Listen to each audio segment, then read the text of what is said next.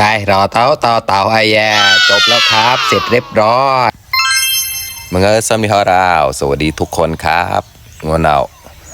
เอาป่วยจุดหวายก็นำตัวเรนนะวันนี้มาใส่ปุ๋ยต้นทุเรียนครับแต่ก่อนจะได้ใส่ปุ๋ยไม่มีปุ๋ยเลยกูแหวรานหวายเนี่ยป่วยแต่รานหวายนะกลางแปลกให้กับมือเจาะซ้ำก็คือเปิดชิวเคนดักแหลกหลองนะอย่าแอร์น้องกันโอเคไปกันเลยครับเพื่อนๆ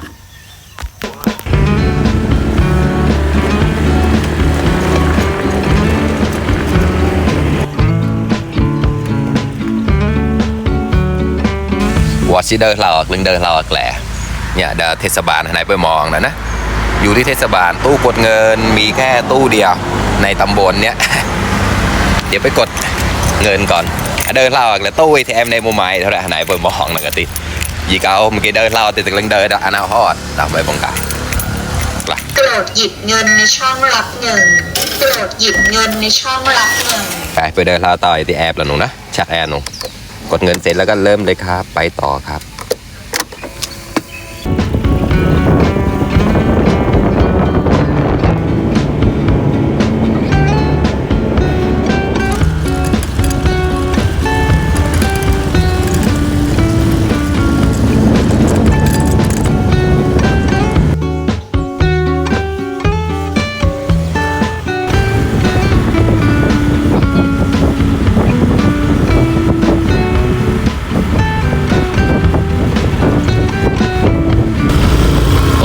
มาถึงร้านปุ๋ยแล้วครับจับชอนวายนะเราก็จะมาซื้อปุ๋ย633อาราวปัวกันนะที่จุดเราไว้ถาดก็ไว้สะพายไว้เทหาวแล้วก็นี่เราต้องอย่าราวปัว633นะครับไปเดี๋ยวเราจะไปกันแล้วครับ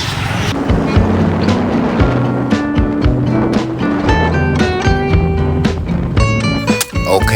จับพ่ออย่าเราตะมาถึงสวนแล้วครับจับกล่าวนะสำกล่าวสำหัวเลยจับอย่างเงี้ยก็นี่ปุ๋ย633ครับก็จะเป็น NC กับเคมีเขาผสมกันครับวายถาดก็วายสะพายไหวนะเด็ดหนาวละแล้วตาที่ป่วยเจ้ายิงกับมือจอตุบๆนะกลึงเปิดกับมือจอตุบๆนะยันแกล้วยเจ้ากะตีแต่กลายชิปเปิงแขวกแล้วนะไปหากินข้าวก่อนครับเดี๋ยวมาเจอกันครับเพื่อนๆไปเมนูง่ายๆกล่ะเชี่ยรุเราวะระ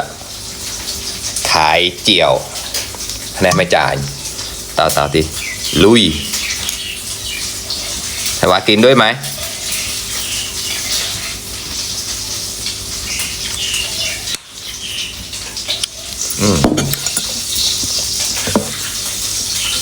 ชิปเปิงต่อแต่จุดหวายนะ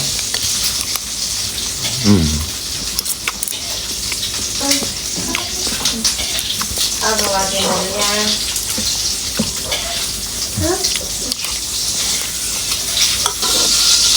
cái đó tao chia bông phe tỏi thìปุ๋ยจุดวายหนูนะจุดวายกับต่อทานข้าวอิ่มแล้วครับมาใส่ปุ๋ยกันครับเนี่ยก็จะปุ๋ย633นี่แหละราวปวดนะแสบก่อนแจเอาแหวะนี่ใหญ่ได้หน้าแล้วก็เอาแหวะได้กลิ่นขี้ข้างคาวอ่ะใส่ถุงมือนะเจอถุงมือเนี่ยแสบสัมผัสสัมผัสอยู่กับอันตรายเดี๋ยวให้ดูเม็ดปุ๋ยเนี่ยเดี๋ยวตามบำหนาวจอกนะมาเริ่มเลยครับเอาหมอกจุดกระเมนหนาวนะเกยย้ายแซ่เนี่ยจุดกระเมนหนาวยกไปทั้งกระสอบไม่ไหวครับแบ่งใส่อันนี้แล้วก็ไปเราไปกันเลยครับเพื่อนๆไปไก่เนี่ยไปจุดอาหรับหนาวนะไปจุดนี่ยอันนี้ในบ้านเราที่สนไม่ทรงพุ่มเลยนะเซมเดี๋ยวหอมดิไอจุดมาไงนะจุดก็ได้เกล็ดกรอบมาบ่นะบัดหมดฉายแบฉายปนำจะได้น้ำในหอกที่จุดเช่าเจ้าป่ะนะไอจุดปนำนะกระดาษปนำนะ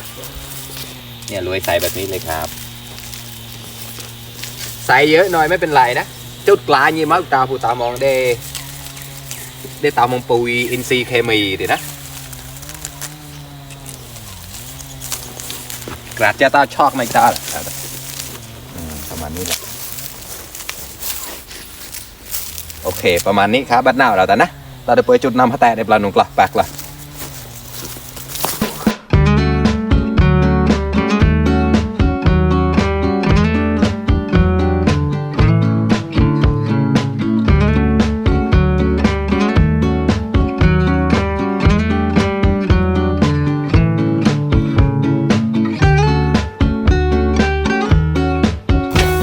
đó ta mỏ rừng cái tí này bằng be chỗ nàoนะแบchỗ nào thì một thángนะที่ก็หมอรองแต่เจ้าแบchỗ nào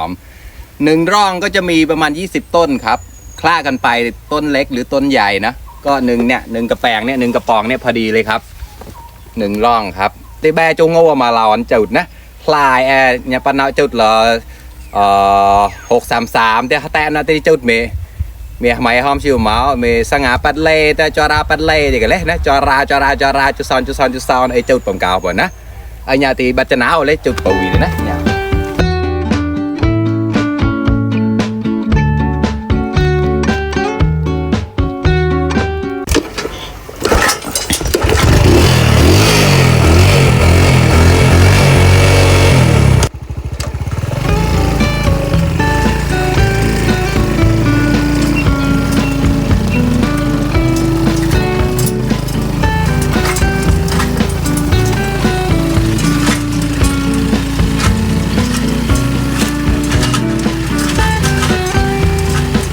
จุดแพเมาแต่ตายอะไก่จุดแพตานะเนี่ยนกแรงก็ไปจุดเลยตื้อแพเมาแต่เนี่ยแพตานะใส่เมาแหวกแพตานะไก่กินจุดเป็นหนูราตาแอนุ่ง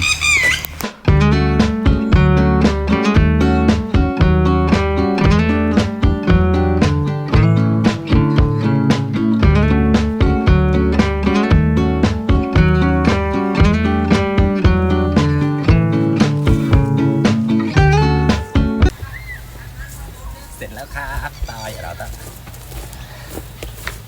จบไก่ตายแล้วเป็นอันเสร็จสิ้นแล้วครับ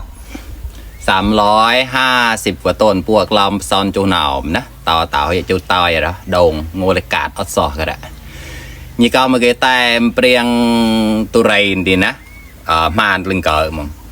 บัดแหลกเกิดที่แหลกก็เลยนะเมลกว่าก็ตีคุยแหลกบ่นะบัดแหลกก็บัดเมอุกโลนกลึงเลยตีเนี่ยวันมุนทำแปลงตีบัดแหลกก็ตู้แหลกก็บ่มีแหลกว่าก็ตีเราตะไกลๆหลักน้ำร้อนใครที่อยากรู้เกี่ยวกับทุเรียนนะแต่ก็ไม่ได้เก่งนะเก่งกว่าผมก็เยอะแต่เท่าที่ความรู้สึกหรือความรู้ที่ผมมีนะตั้งแต่ทำมาปีกว่าๆสอบถามได้ครับการใส่ปุ๋ยวันนี้ก็ประมาณนี้แหละครับเหนื่อยแดดก็ร้อนด้วยครับต่อเฮต่อตีมในตีโปรยปอกได้อยู่นะจุดวายต่อตีปอกก็ได้เลยนะวายก็ได้กินแรงอย่างนี้นะต่อมาวายเอ็นซีเคมีก็ตีได้แรงชิจัดนี่ประมาณวายเคมีเสี่ยงส่วนวายทาร์ดก็ตีได้แรงเปล่าเหมือนนะจอมาเจ้าได้แรงแหละต่อมาวายนะก็ตีวายสะพายไว้ตีได้แรงชิบูนะไก่ต่อเฮตีบัดน้าเลยรอนะเดี๋ยวเราไต่จอดคลิปไปตีพันเดอร์ไลเดอร์แชร์พันฟอลโล่กับเพจนะก่อนนะเพจไรรมโพนะใครที่ชอบแนวคลิปแบบนี้ก็ช่วยฝากติดตามได้นะครับติดตามเพจแล้วก็หรือกดไลค์กดแชร์ให้ด้วยครับขอบคุณมากๆนะครับเพื่อนๆมาเราไปดูเปิดน้ำกันเลยครับเพื่อนๆไป